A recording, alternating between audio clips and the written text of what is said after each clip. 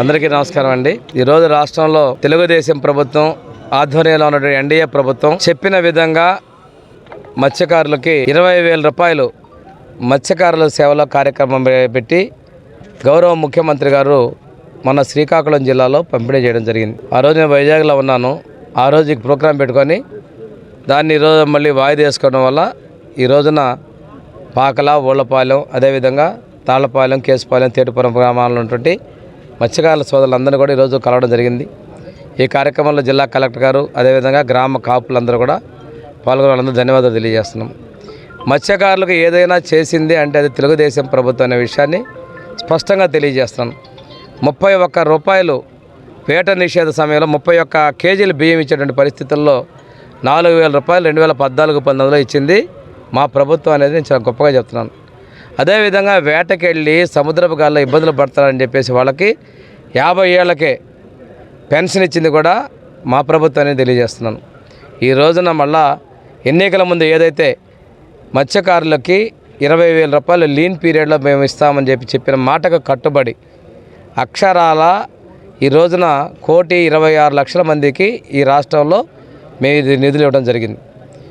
మన ప్రకాశం జిల్లాలో 5,500 మందికి, మన దగ్గర వచ్చేసరికి 1,500 మందికి కొండేపులో ఇది నిధులు ఇవ్వడం జరిగింది.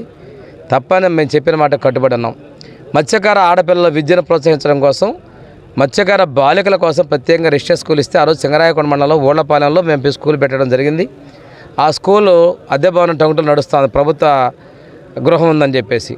కానీ ఈ ఇచ్చినటువంటి స్థలాన్ని కూడా వాళ్ళు హౌస్ సైడ్స్ అని చెప్పి పక్కదావ పట్టించారు. ఈరోజు సింగరాయకొండలో మంచి ప్రాంతంలో ఆ పిల్లలకి 6 ఎకరాల స్థలాన్ని కూడా కేటాయించాం. ఇది కరెంట్ సబ్సిడీని కూడా యూనిట్ రూపాయన్నరకి మేము అందిస్తున్నాం.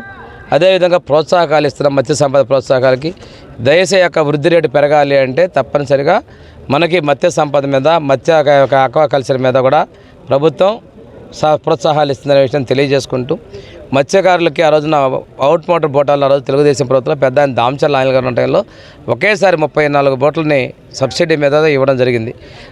మా ప్రభుత్వంలో వలలు, అదేవిధంగా బోట్లకు కూడా మనం 75 నుంచి 90% సబ్సిడీతోటి ఇవ్వడం జరిగింది. ఈ సంపద అమ్ముకోవడానికి కావాల్సినటువంటి 3-వీలర్ ఆటోలు, ట్రక్కులు కూడా ఇచ్చడం జరిగింది.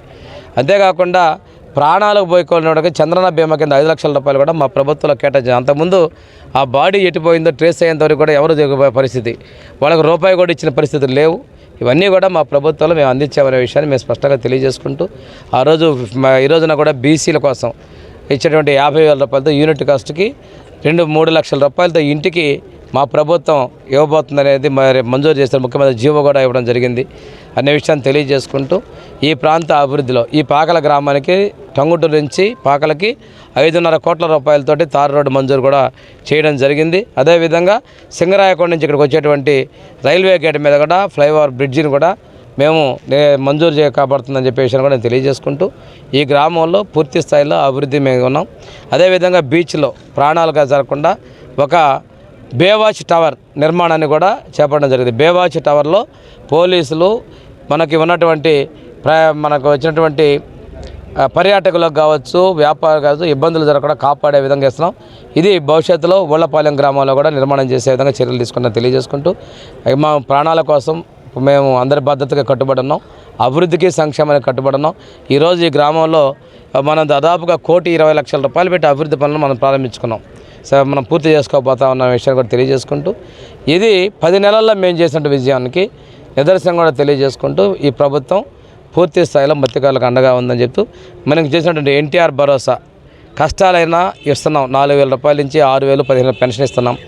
దీపం 2 పథకంతో సంవత్సరం 3 గ్యాస్ సిలిండర్లు, మొదటి గ్యాస్ ఇచ్చా, రెండో గ్యాస్ సిలిండర్ మొదలుపెట్టాం. అది కూడా ఇవ్వబోతా ఉన్నాం. అదేవిధంగా డిఎస్సి ద్వారా నిరుద్యోగ యువతకి మనం నోటిఫికేషన్ ఇచ్చేసి వాళ్ళని చేస్తున్నాం.